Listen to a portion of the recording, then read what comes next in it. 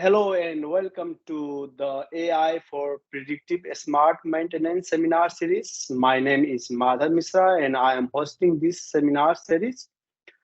And also, as mentioned, to those who are first time at this seminar series, I would like to mention that the RISE is organizing a seminar series with interesting external speaker every 2 weeks. So please feel free to share this seminar within your network if you believe that someone is interesting to listen or to learn something from this seminar. Today we are honored to have a speaker from the National School of Engineering, Paris, France, Professor Kamal Mezdaher, who is going to share his work on the topic of prognostics and health management of industrial system toward predictive maintenance. So Professor Kamal Mezdar received PhD degree in control and industrial computing from University of Lille in France in 2005. And Kamal is a full professor at National School of Engineering since 2016. And he was an associate professor at the National Institute of Mechanics and Microtechnology, and FEMTO ST Institute, France from 2006 to 2016. He is a member of the Production Engineering Laboratory, where he conducts his research work in prognostics and health management of industrial system and in predictive maintenance. His research topic includes condition monitoring, anomaly detection, fault diagnostics, and fault prognostics. He is a co-author of more than 50 journals paper, leader of 8 research projects in industrial and institutional, supervisor of 11 PhD theses, and was an expert for 10 research and innovation projects of 6 international organizations. I have been always pleasure work with Kamal through PHM Society. Kamal's work is very known in PHM Society as well as other platforms. In general information for audience, the presentation will take around 30 to 45 minutes. After it's dependent on Kamal, and afterward we will have the opportunity for the question and answer. As usual, we record, as mentioned, we recorded the seminar, share it with the audience, and uploaded it on our YouTube channel. And you can still watch the workshop offline, workshop seminar offline if you miss it. So welcome, Kamal, once again. And now you have the floor, and we are excited to listen to your talk. Please go ahead. Thank you, Madhav, for this nice introduction. I will share my screen. Sure.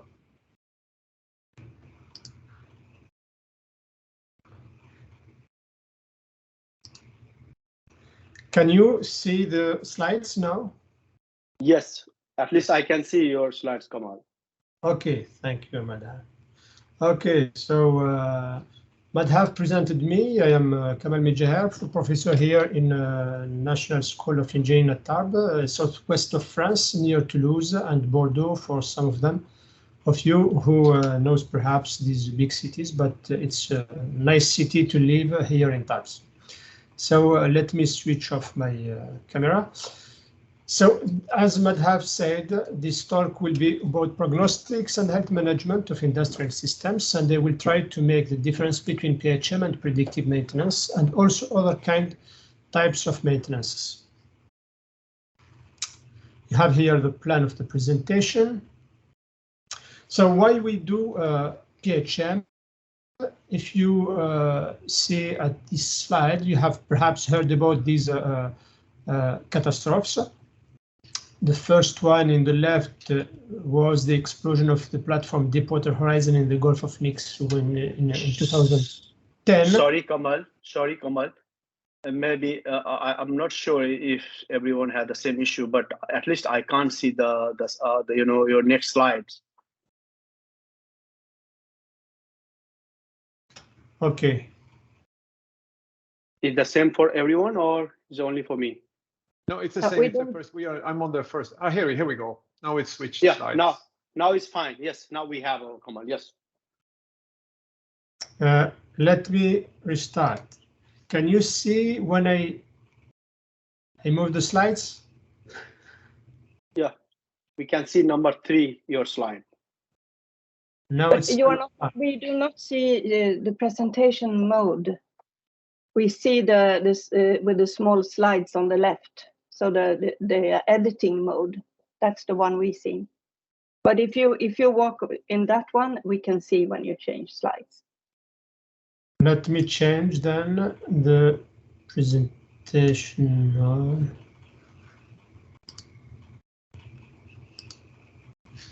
Can you see it now correctly? Yes. Yes, excellent. Fine now. Okay. So as I was saying that if you see to this slide, you have catastrophes. So the first one was the explosion of the platform Deepwater Horizon in the Gulf of Mexico, United States, in 2010, and also you have a train derailment in Paris region in 2013. These catastrophes were caused by failures and with many damages for human and also for the material environment and many costs for the companies. And you have also some statistics about the impact of failures on industrial equipments and productivity.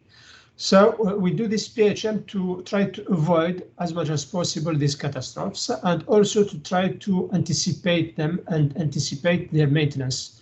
So to improve the reliability, the availability of the equipment, and also the security while reducing the costs, mainly the maintenance costs. So to do this, we have to monitor the system to assess its health state, diagnose the failures or the causes, and also try to predict the remaining useful life, what we call prognostics. And then by exploiting all this information, we can act on the system.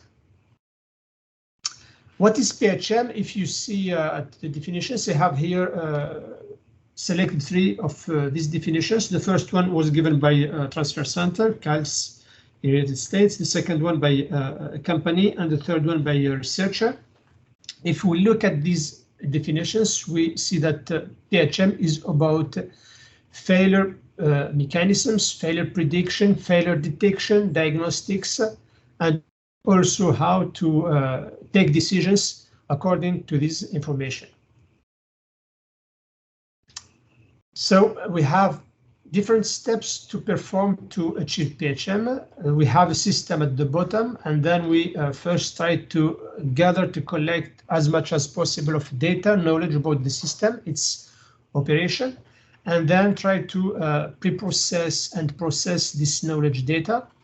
And then by extracting features, health indicators, we use them to model, to represent the health status of the system, and then use these models or these representations to do fault detection, diagnostics, prognostics, and also decision support.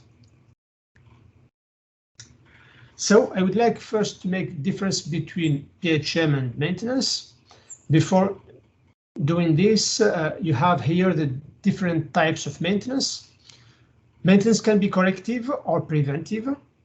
In the corrective maintenance, we can have what we call palliative maintenance, which is temporary maintenance, or curative maintenance. That means we replace as new the components. In the preventive maintenance, it can be scheduled maintenance or time-planned maintenance or condition-based maintenance. That means we do the maintenance according to the real health state of the system, its real condition or estimated condition.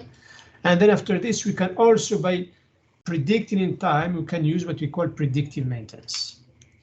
So what is the main difference between PHM and predictive maintenance or maintenance? You have it here summarized. PHM, I would say, it's a discipline which allows to develop, propose algorithms, methods, tools to do condition monitoring, fault detection, fault diagnostics, to predict the remaining useful life, and also to take appropriate decisions or to make decision support.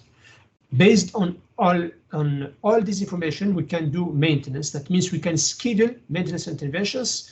We can prepare the spare parts, we can do effectively maintenance on the system. That means maintenance is on the field, whereas PHM is before doing maintenance. That means we have to develop these algorithms to give health indicators and decision supports to do maintenance. And then, of course, when we do maintenance on the system, we act on the system, we change its behavior.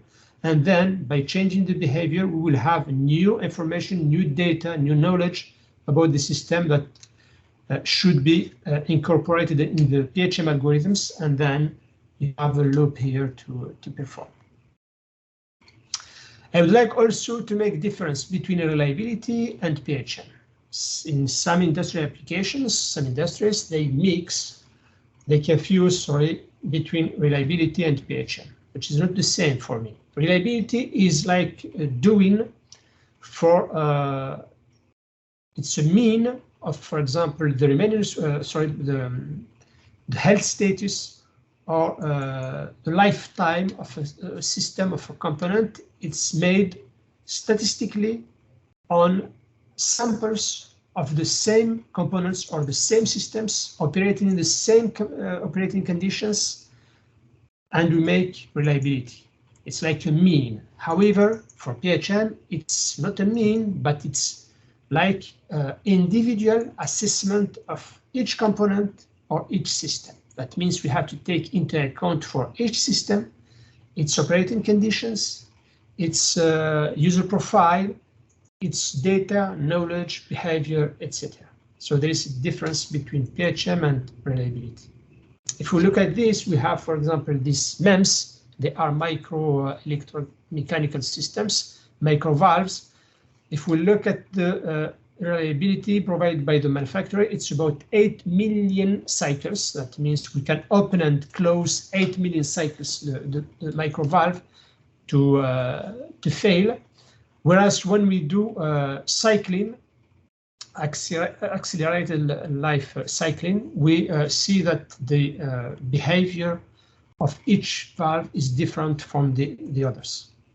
So if we can make remaining useful life prediction, we will have different remaining useful life estimations for the valves.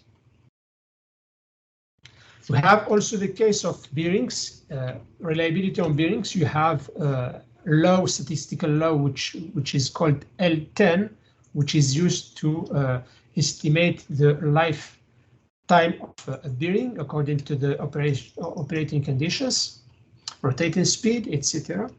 If we apply it for example, a bearing, we have here an example with speed, load, theoretical lifetime, which is accelerated here, it's 9 hours. But when we have done the real in real life for each bearing, we see that the lifetimes are different from one bearing to another. It starts from 1 hour and it can last until more than 6 hours. So PHM now is widely applied in industry. We can find it in aeronautics, aerospace, in railway systems, in automotive industry. We can find it in wind turbines. We can find it in computer equipment, in energy generation equipment. We can find it in manufacturing systems, and so on. You have here a summary of some only. This is a sample of industrials or industry applications.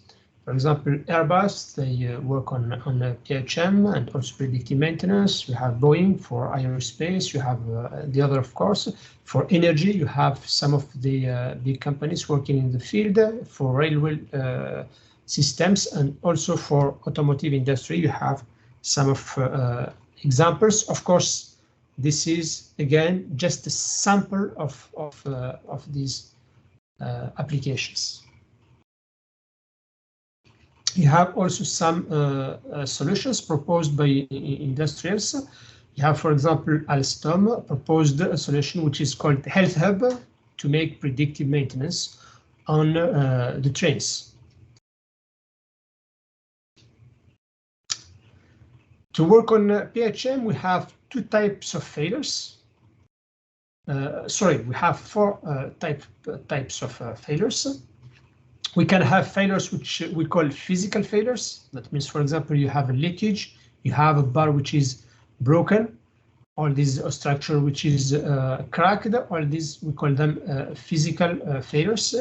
We may have control failures. We can have also actuator failures, faults, and then we can have sensor faults. The failures can be also for two types in their dynamics. They can be incipient failures or abrupt failures. That means in the incipient failure, we can predict when it can reach a certain threshold. Whereas in abrupt failures, we cannot. The system works, and then abruptly we have a failure or fault on the system, and the system is stopped.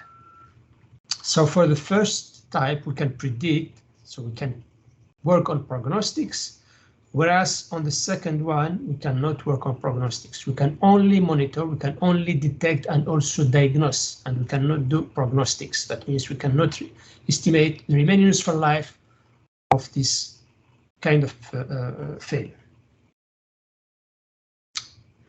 In PHM, as I mentioned it before, we have, of course, the system, its behavior, its failure mechanisms, and then we have to work on how to monitor its condition. That means how to track the evolution of the dynamic of the system, its health status in time.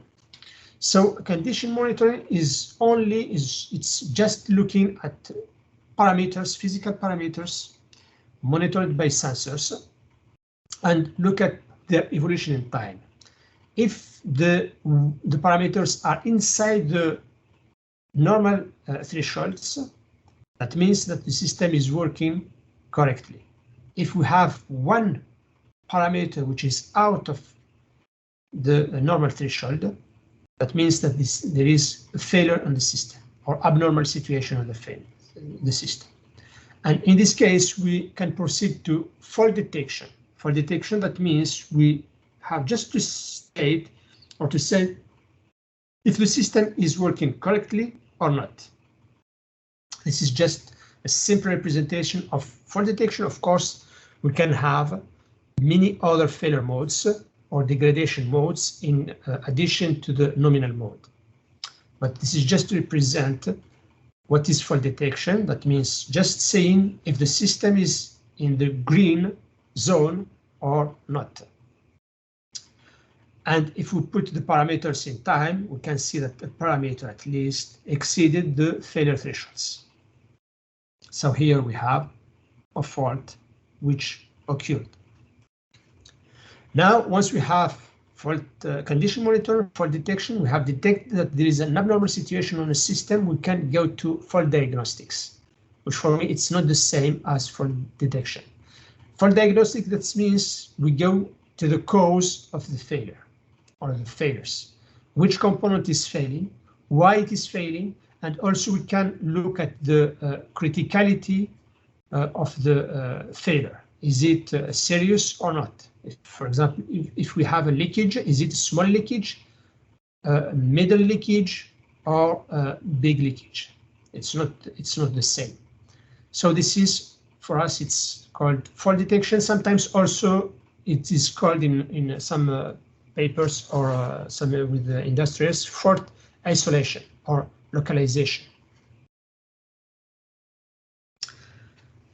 To do fault diagnostics and also fault detection, we have mainly two main approaches.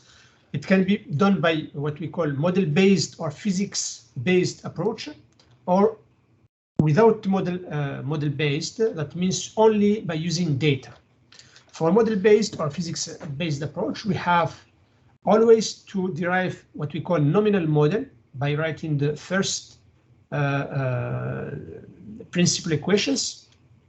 And then by using these equations, physical equations, we can derive the behavior model of the system. And then by comparing the output of this nominal model to the output of the real system, we can generate what we call failure indicators. Mainly, we call them sometimes residuals, and then use these residuals to get what we call fault signature matrices, and then we use these residuals, fault signatures, to detect a failure on the system.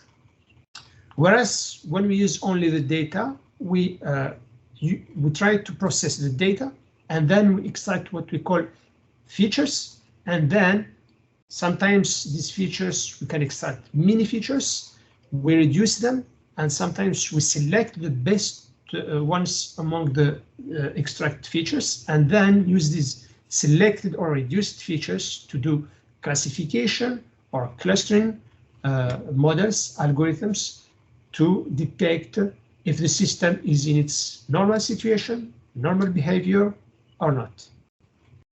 And then we can do for diagnostics for both approaches. Now, for failure prognostics, I would say in practice, we would prefer failure prognostics to failure diagnostics. Why? Because when we have diagnostic, that means the failure is there. The system is stopped. So we undergo the failure, and then we will lose money, time, and also sometimes the reputation or the image of the company will be impacted. So to avoid this, we prefer to do prognostics. That means we have to anticipate the failure, the fault. So we have to predict the health state of the system in the future, and then we calculate what we call remains for life, and then use this information to plan, schedule maintenance interventions. So how we proceed in practice, we have here the definition of failure prognostics. At the beginning, we have a system which is not failed, which works in good conditions, normally, so zero degradation. And then the degradation starts in the system. It initiates. So we have first to detect as soon as possible the degradation initiation. This is very important because if we detect late, we cannot predict and prepare the spare parts and maintenance interventions, and then we cannot speak about predictive maintenance because we will not have time to make the maintenance in the future. So once we have detected as soon as possible, then we have to project the health state of the system in time, and then by setting a threshold, we can estimate or predict what we call remaining useful life of the system. Of course, when we predict, we have always uncertainty, and the prediction is not 100% accurate. So on which issues we have to work to predict the remaining useful life. First, as I said, we have to detect as soon as possible the degradation. We have to predict the future state, and we have to set the thresholds. For the first step, we have many issues. What approach to use? Should we use data-driven approach or model-based or physics-based approach? How we can set the threshold or the thresholds to detect as soon as possible? This is very important because if we set the thresholds low, we will have perhaps more false alarms. But if we set the thresholds or the threshold high, we may perhaps have what we call missed detections or missed faults. This can be dangerous because if we have a fault and we have missed it, this can lead to a catastrophic or crash, for example, of aircraft. And then for prediction, we have other issues. What prediction should we use? What tool for the prediction should we or can we use? This depends on what we have as data, as knowledge, as dynamic of the system. Which prediction horizon should we select or define? Because if we have small, short horizon, this may be not useful for the maintenance. If we have long horizon, we will have certainly more errors or uncertainty. So we'll have less precise results, predictions. So we have to make trade-off on this criteria. And also, as I mentioned, prediction error. For the threshold definition or setting, we have to work on how to put it. Is it variable operating conditions? The threshold or threshold, are they static or dynamic? Can we set them by experts or by learning them statistically, or by looking at the standards? We have many questions to answer to set the thresholds. To do prognostics, same for detection and diagnostics, we have two main approaches, and by fusing them, we can have what we call hybrid approach. The first approach is same for data-driven, or sorry, for detection and diagnostics. It's called physics of failure approach or model-based approach. That means we use physical models to derive the behavior model of the system, and then also the behavior model of the degradation. And by combining this knowledge, we can predict the remainers for life. We can, if we cannot have the physics of failure or the models, physical models, we can use only the data provided by sensors, and then try to get predictions on the features we extract from the raw data. And sometimes we can merge both approaches to make what we have hybrid approach. You have here the main pros and cons of these approaches. For physics of failure approach, it can be more precise.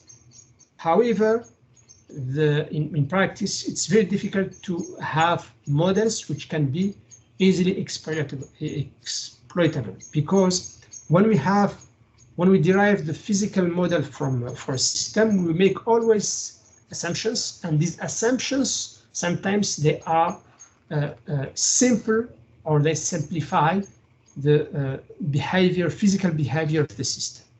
So the extracted model or the derived model can be not useful to represent the reality of the system. For data-driven, it's, I would say, easy to implement with less assumptions, but in practice we need a lot of data, and particularly not nominal data, because nominal data we can have them, but failure data. This is very challenging because in practice an industry will not let the system reach the failure behavior or failure states, okay, unless it's a sudden failure. Because we do preventive maintenances, the failure of the system or the data on failure modes may be not available in reality, in practical situations. So this is the major drawback of this approach. To work or to do prognostics, we have many tools for model-based or data-driven, or when we come to fuse these two approaches. You have here some of them. You have a system, for example, wind turbines.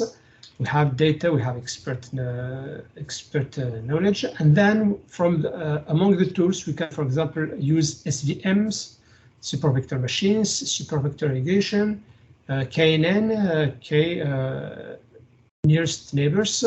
We can use, for example, bond graphs in the physical modeling. We can use Paris-Erdogan law for crack fatigue, for example. We can use particle filtering to predict the health state of the system, or to estimate the health state of the system, and also predict its behavior, and then estimate or calculate remainers for life. We can use FFT, fast Fourier transform, for example, to extract health indicators from frequency analysis, and so on. We can, for example, also use what we call dynamic Bayesian networks in case we have probabilistic or statistical knowledge on the system. So, and also, of course, we have many other tools which can be used in practice. This is just a sample of these tools.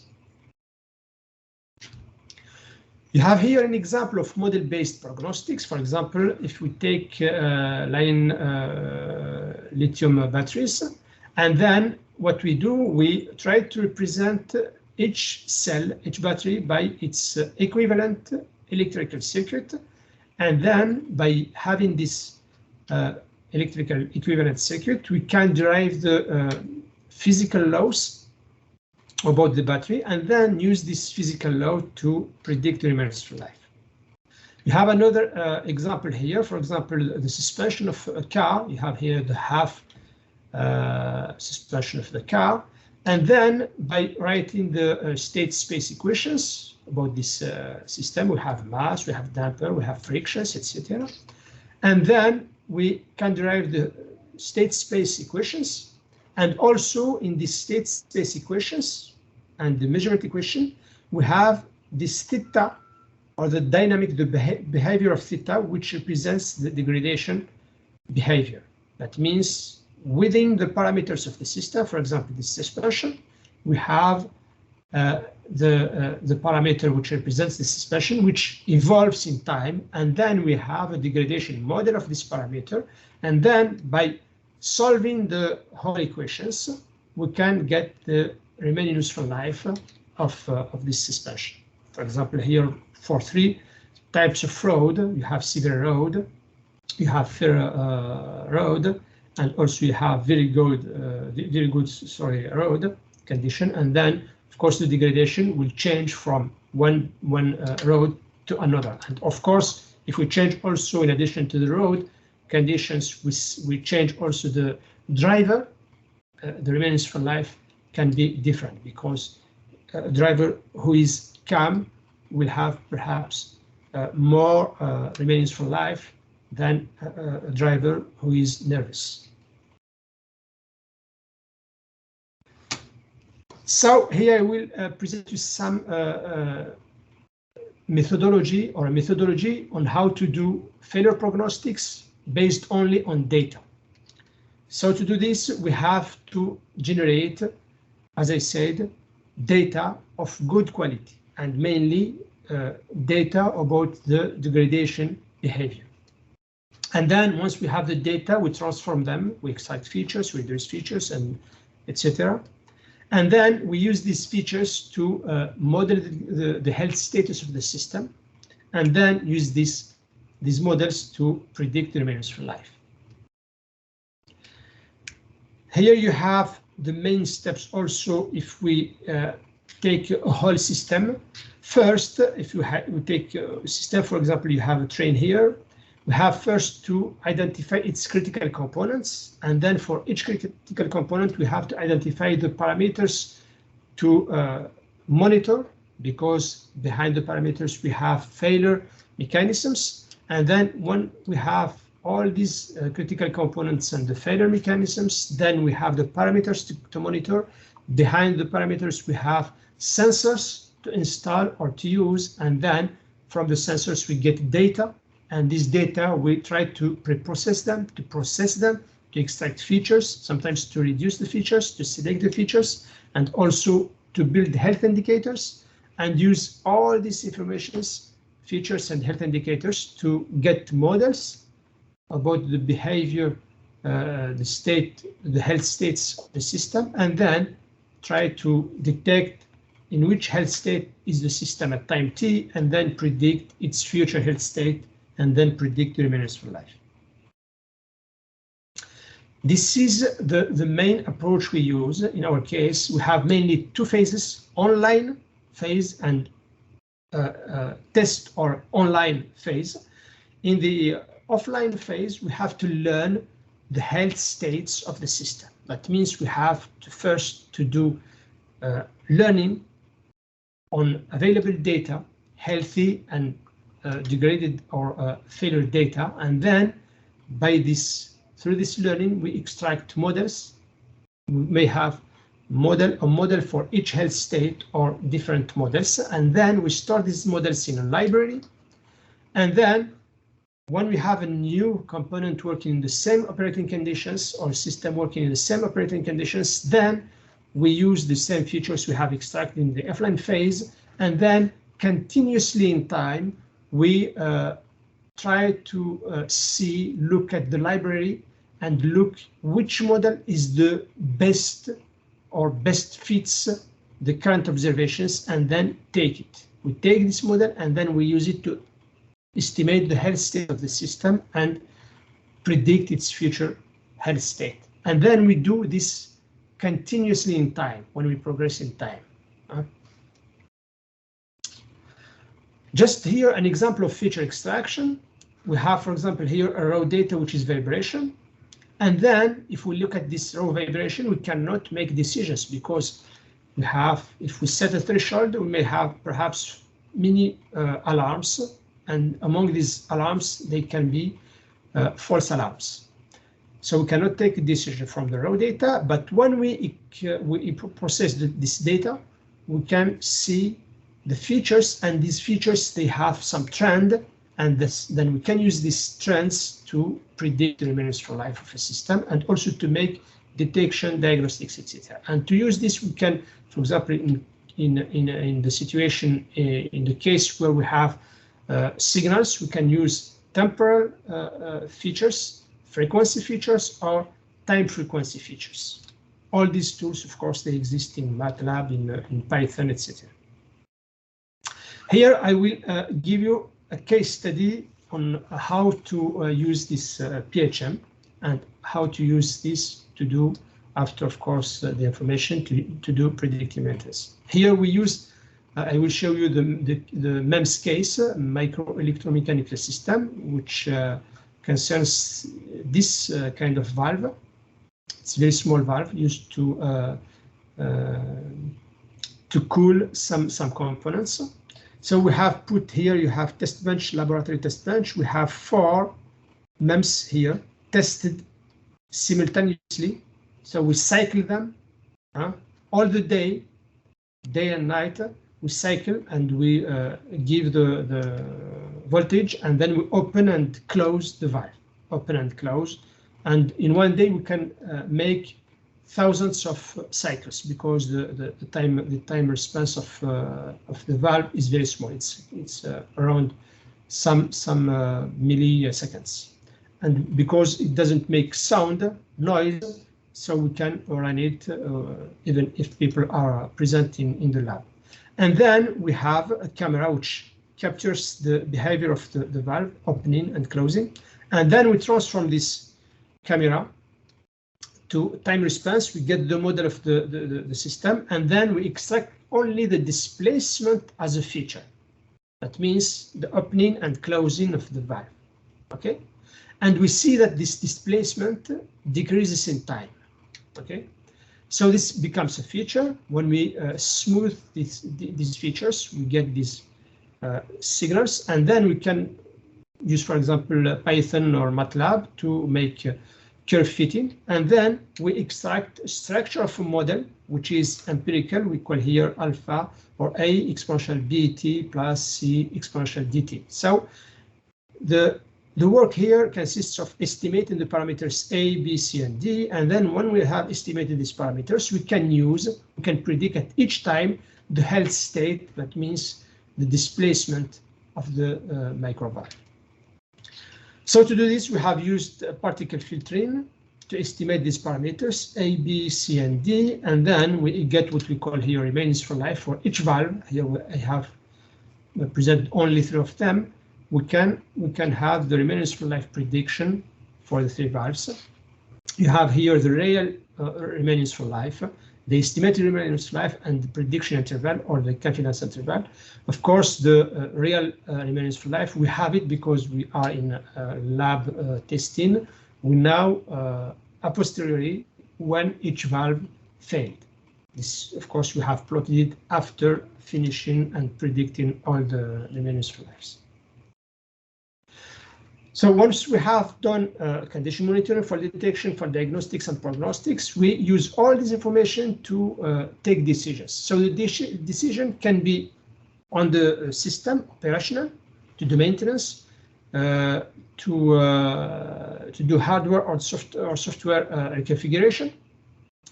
We can reconfigure the system, for example, change using another system or component instead of one which is failed. We can do also fault tolerant control, or the feedback or the decision can be feedback to design. That means we can recommend to add new sensors, to replace some sensors, to make more observability, to have monitoring of the failure mechanisms. We can redesign some parts, some components. We can reposition some of them to make the system easy to maintain, and so on. And to finish, of course, all the purpose of this doing PHM or developing PHM algorithms is to do predictive maintenance. But of course, I have not mentioned it here, we are not always working on predictive maintenance. Sometimes we can do what we call corrective maintenance. If the failure is sudden, abrupt, we can use also condition-based maintenance instead predictive maintenance, because if we see that at time t we have to do maintenance, we do it conditionally to the health state of the system. This is called condition-based maintenance. And of course, if we can predict with some precision, the best thing is to do predictive maintenance, because this predictive maintenance can make a lot of money for companies, because we reduce costs, we improve the image of the company, and so on. And we avoid accidents, catastrophes, and this is very important. So I arrived to the end of the speech. I'd like to thank you for your attention, and if you have questions, of course, I will be pleased to answer them. Yes, thanks, Kamal, for your nice presentation. Now we can open for this floor for audience if we may have some questions. So we can take some questions actually. So please feel free and ask Kamal if you have any question, or you would like to discuss with him any issue that you think something interesting.